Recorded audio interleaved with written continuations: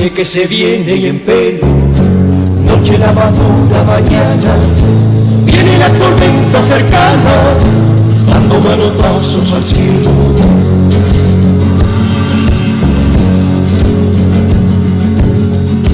Voces de la tierra llamando, brotan de la noche y levantan gritos en dormidas gargantas, rumbo a donde van retumbando.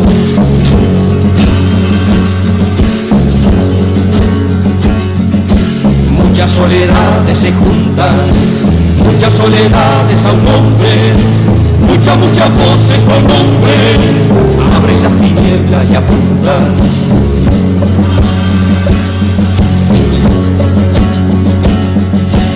Voces de la tierra llaman, voces de la tierra llaman, de la noche y levantan de la noche y levantan. Bueno, seguimos en A Contrapunto y ya estamos prontos para compartir este encuentro entre la tierra y el cielo con Goyo Monterroso, la introducción con los olimareños. ¿Cómo estás, Goyo? ¿Todo bien? Bien, buen día, Andrés. Buen día, Eli. ¿Estás por ahí? Hola, ¿qué tal? ¿Cómo le va? Siempre chispeante. ¿Esta cosa? Bueno, buen día al sol de Iguá. Felicitaciones adelantadas por el cumpleaños de mañana. Muchas gracias. De esa hermosa ciudad, ese hermoso lugar en el mundo. Y bueno, buen día a toda la familia grande y a la familia chica de Aiguá. Y siempre contento de volver a estar aquí compartiendo. Más contento al enterarme que el miércoles estrenan un programa con voz de mujer. Estaré allí escuchándolas. Y el mundo sigue avanzando, suponemos que para adelante, y nosotros nos vamos para atrás a los años 60, la época en que entre tantos surgieron también los olimareños a cantarle a un tiempo que despertaba y que los iba a despertar y nos iba a despertar a los que estábamos transitando el planeta, porque en los años 60, si miramos al cielo como hacemos los astrólogos, nos encontramos que se produce una tremenda conjunción de energías que sucede hacia mitad de la década, pero tiñe toda la década y deja su impronta definitiva en el siglo XX y lo que vendría después. Se encuentran en el cielo, para los que saben astrología, Urano con Plutón, como lo hacen cada 150 años más o menos, en la energía de Acuario, la del inmensamente abierto, lo del cambio, la del descubrir maneras nuevas de hacer las cosas, desapegadas y desprendidas de la costumbre o del modo en que las cosas estén organizadas. Se encuentra con la energía de Escorpio, la energía de las transformaciones profundas, de lo altamente pasional, destinado a destruir lo viejo para dar espacio a lo nuevo. En síntesis, Andrés y Eli, se encuentran las dos energías más revoltosas del zodíaco y hacen su trabajo. Algunos detalles astrológicos es que además se encuentran en Virgo, que es la energía de la subordinación obediente al orden establecido en todos los niveles. Eli. Así que se dedican a subvertir cualquier cosa que estuviera organizada. Y también a mediados de la década, ambos juntas, esos dos planetas, esas dos energías, hacen oposición a Saturno, el planeta de Capricornio, el que dice hasta aquí se puede y más allá de aquí no se puede. Así que cómo no decir que en los años 60, después uno se pone a repasar las páginas de la historia y los que la hemos vivido, a hacer un poquito de memoria, cómo no decir que fue una tremenda revolución en la vida del planeta, una energía tremendamente revolucionaria, no cabe otra palabra. Hemos dicho alguna vez, y lo diremos varias veces, en el siglo XX se producen tres grandes revoluciones.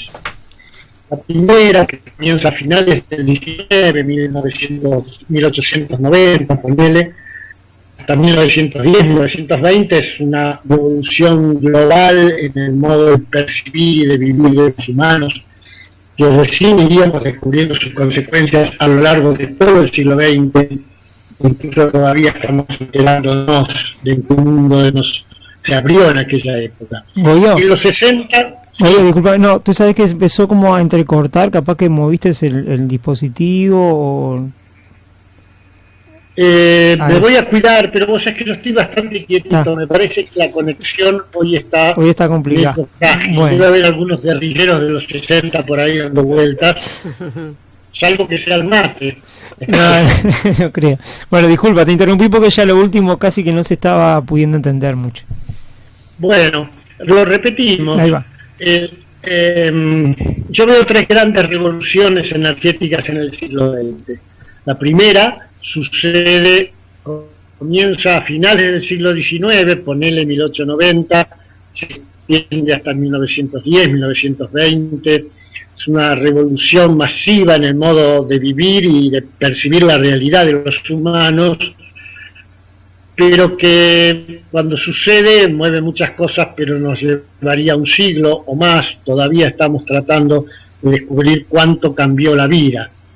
La segunda gran revolución son los años 60, la tercera son los años 90, de otra índole diferente que comentaremos en un tiempito, pero la de los 60 es verdaderamente una revolución. Es como si se juntaran las energías que dicen, bueno, basta de esto como está, cambiemos todo, Acuario, destruyamos lo viejo, Escorpio, nos comprometamos a fondo con cambiar la vida, renovemos las ideas de la vida, de la muerte, de la guerra, de la paz, del sexo, de la igualdad, de varones y mujeres, del conocimiento, del trabajo, del modo de vestirnos.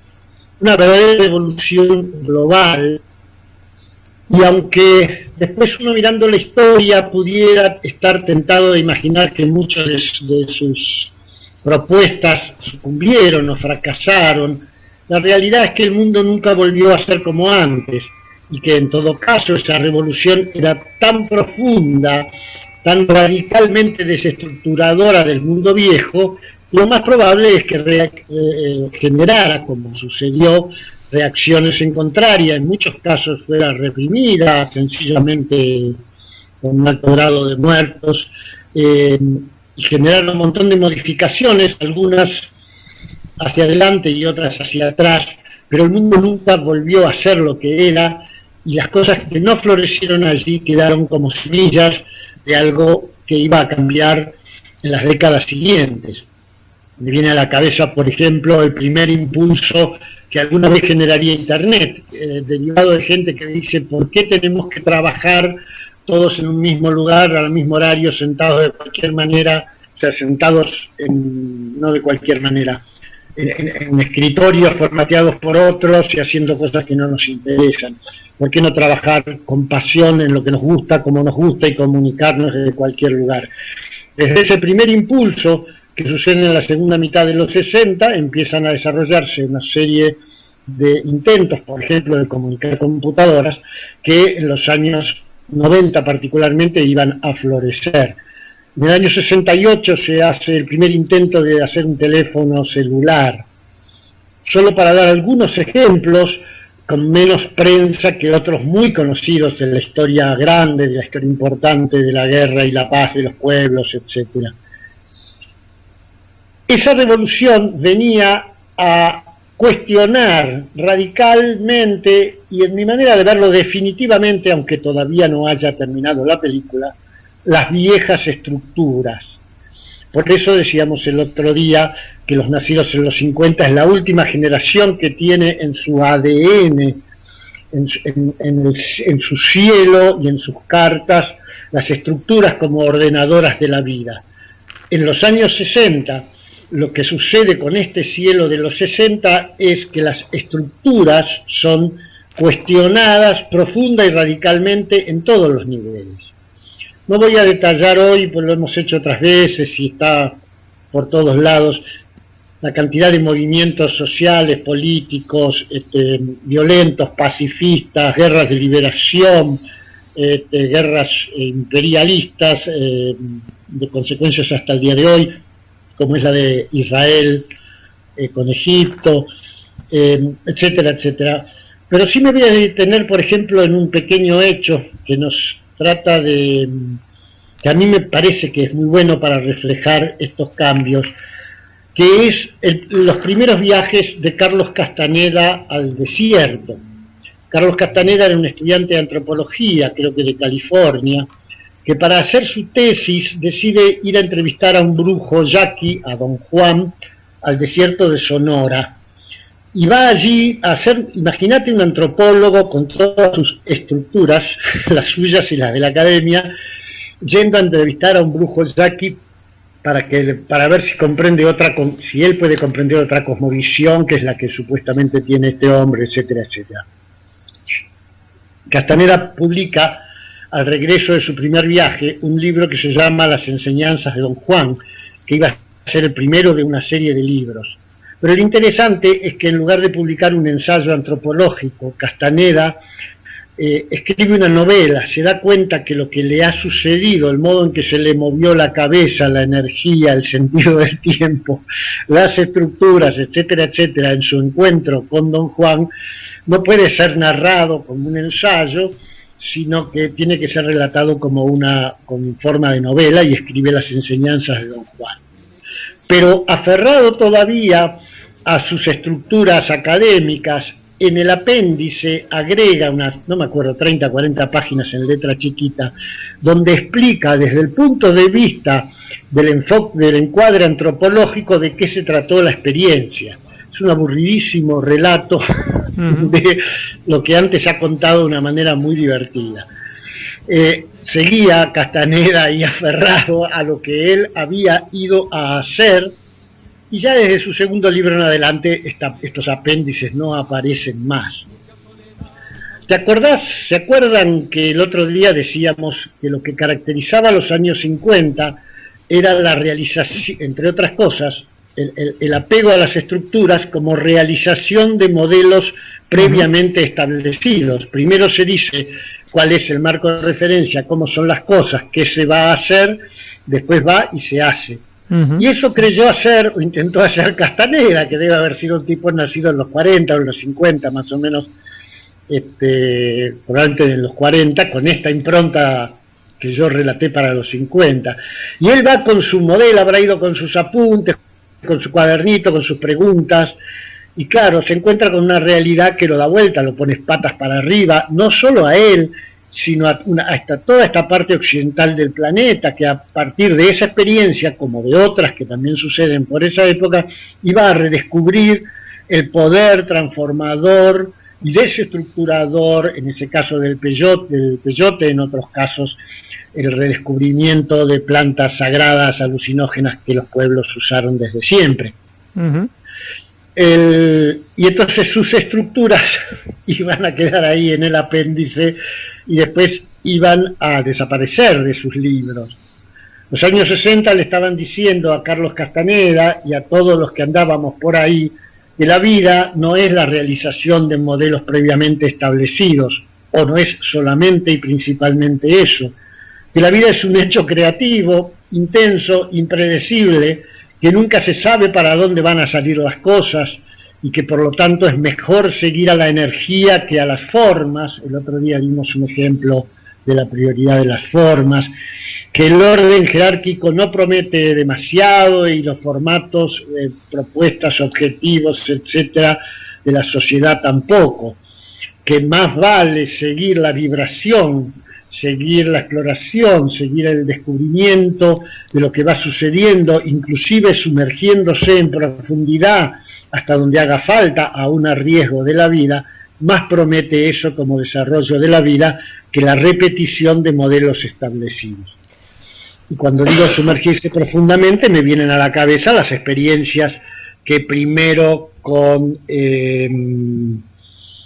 mejor dicho, que tanto con drogas alucinógenas químicas como plantas empiezan a realizar no solo toda una generación de buscadores, de artistas, etcétera, sino incluso la medicina, con el uso con Stanislas Grof y la respiración holotrópica.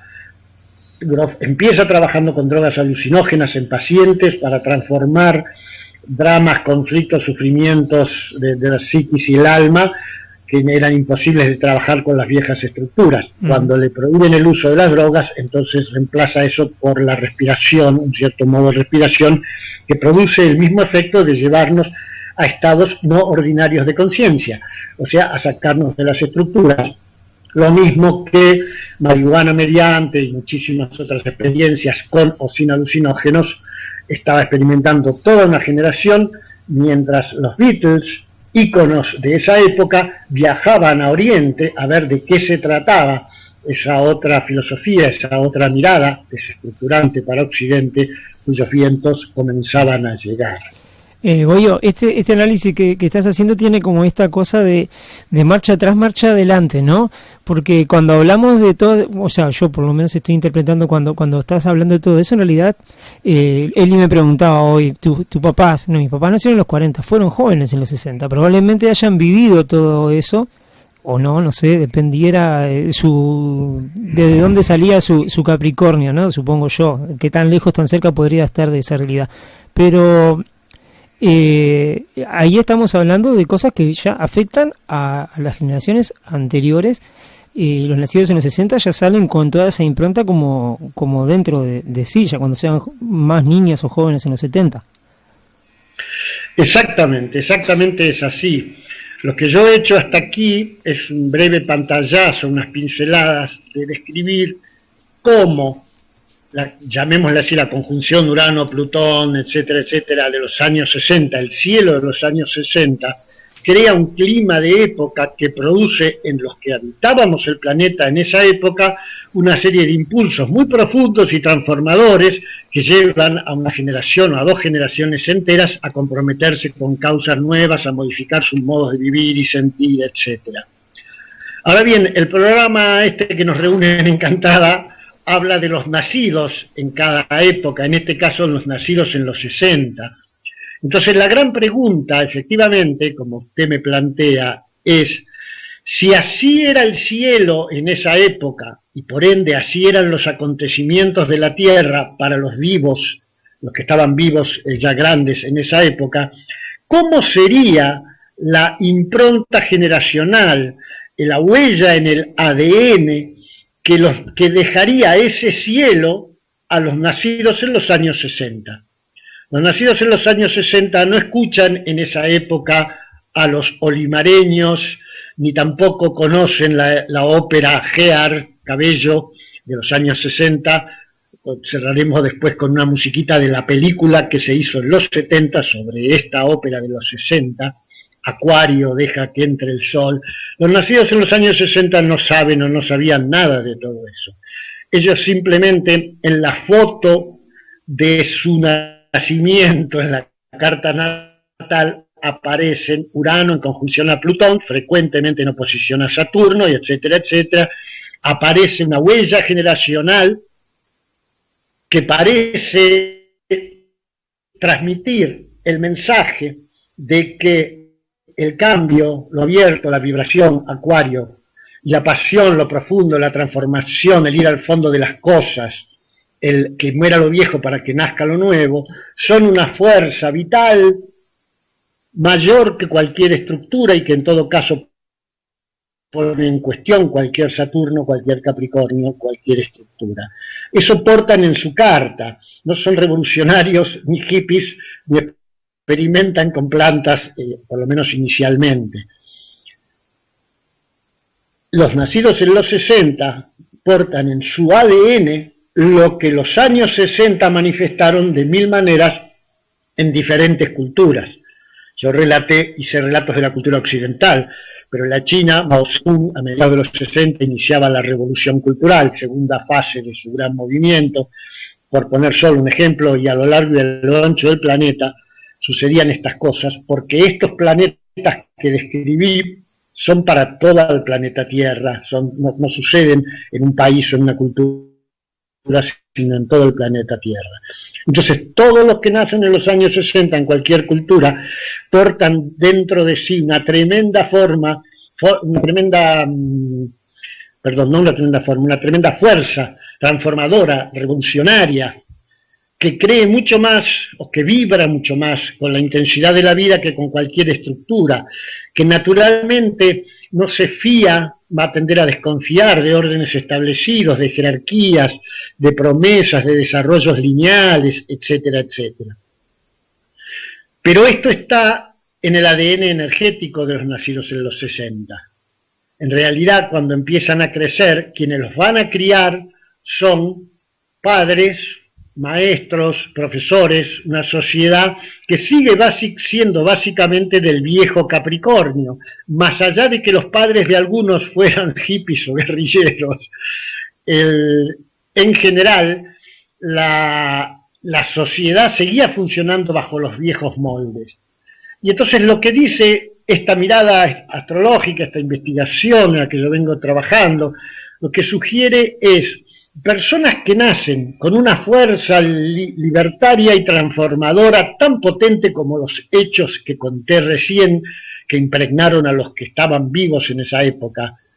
Personas que nacen con esa fuerza transformadora y se encuentran en una sociedad que básicamente sigue siendo la misma, las mismas escuelas, los mismos trabajos, las mismas familias, los mismos valores, las mismas represiones, más allá de que algunas cosas de las que nacen en los 60 hubieran empezado a prosperar, iban a tardar mucho tiempo en las sociedades en encontrar esas libertades en forma masiva.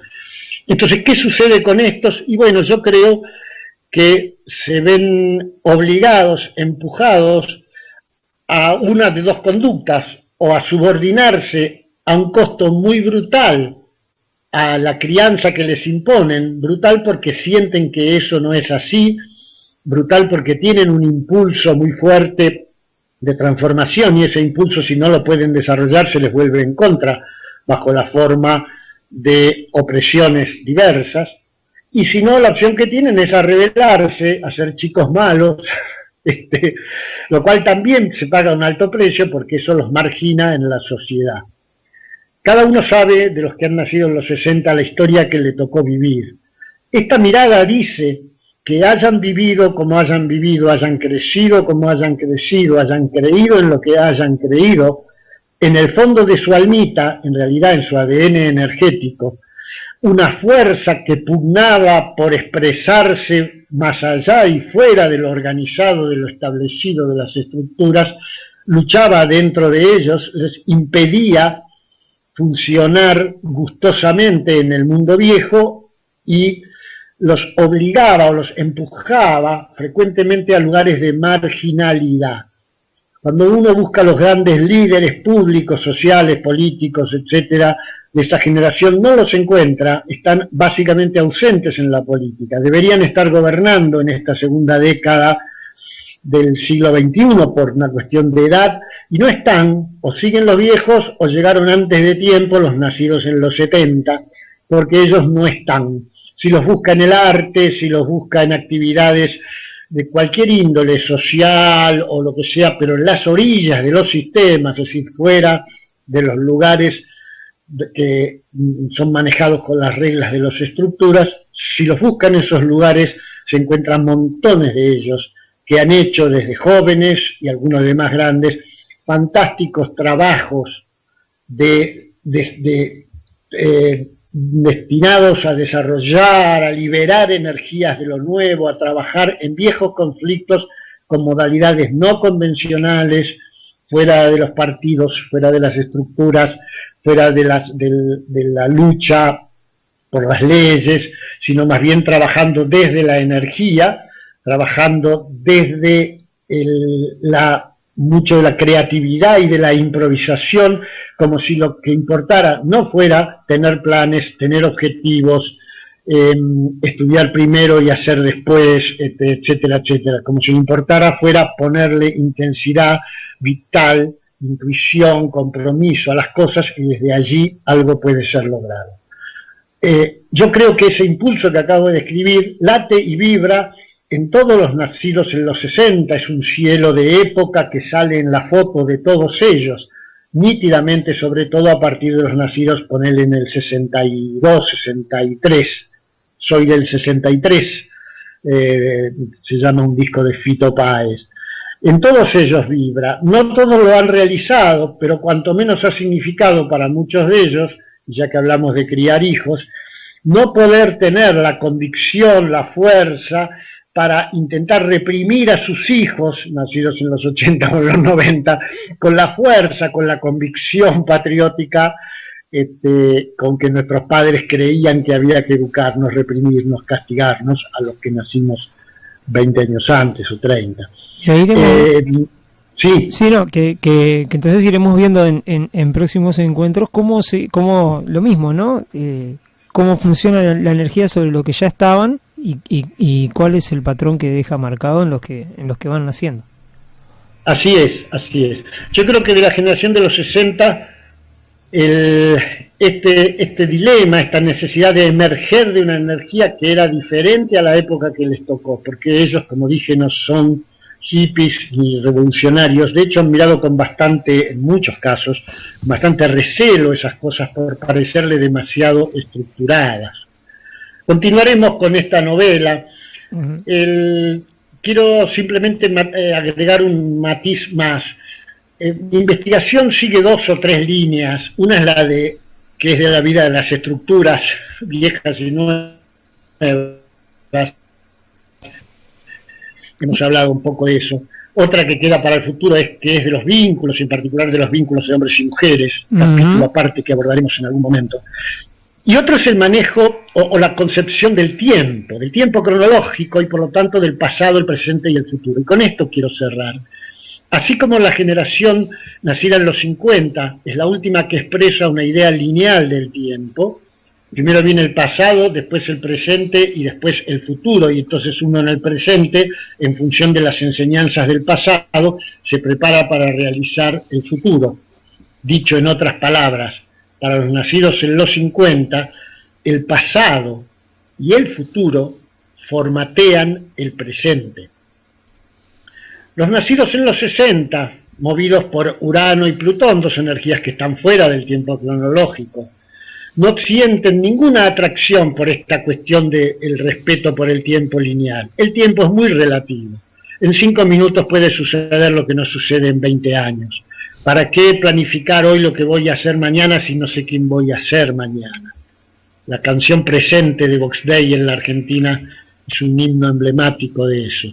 Yo diría, para contraponer una frase a la que dije recién de los 50, que para los nacidos en los 60, el presente, que tiene más carga energética que el pasado y el futuro, cuestiona el pasado y trata de encauzar, pero no formatear, el futuro. La entrada de este concepto nuevo, en mi manera de verlo, no volverá atrás, más allá de lo que suceda en las sociedades y las estructuras y los ires y venires, flujos y reflujos. Los nacidos en los 70 ya nacerán con otro sentido del presente, y ni hablar de los nacidos en los 80 y en los 90, que se sentirán naturales, o sea, serán naturales socios de esta primera revolución, de este primer parto de los años 60, aunque quizá ni se enteren, porque después cada generación habla lenguajes distintos, escucha músicas distintas, etcétera, etcétera. Pero hay una profunda complicidad, diría yo, de los nacidos desde los 80 y los 90 con muchos aspectos de lo que nació en los años 60, aunque los que nacieron en esa época, en muchos casos más lo hayan padecido y sufrido, esa sensación de tener una tremenda fuerza transformadora y no encontrar cauces para sacarla, cauces que los años y décadas siguientes iban a ir abriendo gradualmente, muchas veces a los golpes nomás. Bien. ¿Cómo suena todo eso? A mí me cierra bastante, ¿qué querés que te diga? Me interesa muchísimo todo el análisis y cómo se va armando esta trenza de diferentes generaciones, ¿no? En lo que va haciendo al llegar hasta acá, hasta el día de hoy, ya como que se va dibujando claramente. No sé, quedamos ya por acá capaz y nos encontramos en el próximo, dentro de 15 días. Dentro de 15 días para hablar de las nacidas y los nacidos en los 70, misterioso reflujo, un rulo que pega a la historia, pero la historia no vuelve atrás. Lo que los 60 movieron, así como el mundo que fines del siglo XIX abrió, pugnarían hasta donde haga falta para expresarse, no había vuelta atrás. ¿Te acordás que el programa de los 50 lo empezamos con Mambrú se fue a la guerra? Sí. Que era una canción para niños y una visión de la guerra con la que nacimos nosotros, de los años 40 y 50. Bueno, hoy vamos a cerrar con una canción de la cual recomiendo a los amigos mirar el video de la película, que también parece hablar de la guerra. En el video se ve claro que empieza con muchos soldaditos, Sí. pero que es de la ópera rock Gear, ópera rock, años 60. ¿Cómo que las óperas son de rock? Mezclemos todo con todo, la imaginación al poder. Por nuestros lados vendría la ópera do Malandro de Chico Buarque en Brasil, Tommy y montones de otras creaciones diversas. Mambrú se fue a la guerra, se convierte en Acuario, deja que entre el sol, y así hemos entrado en los años 60 y hemos dado un paso irreversible hacia un mundo nuevo. Lo portan en su corazón, en su ADN, en sus impulsos profundos, los nacidos en los 60, han sufrido mucho, les ha costado mucho poder saber de qué se trata eso que llevan dentro, y no siempre lo han podido expresar con la creatividad y el espíritu combativo que los mueve, y cuando no han podido hacerlo han sufrido mucho.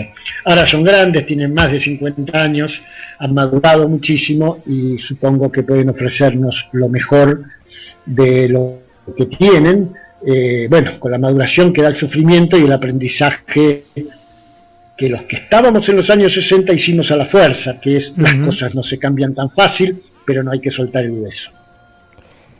Nos encontramos dentro de 15 días, Goyo, entonces. Sí, señor, un abrazo muy grandote para ustedes dos, para Iguá, para la familia grande y chica, y allá vamos. Dale, quedamos con este tema, entonces escuchando, y bueno, en 15 días veremos entonces qué pasó en las energías del cielo en los años 70.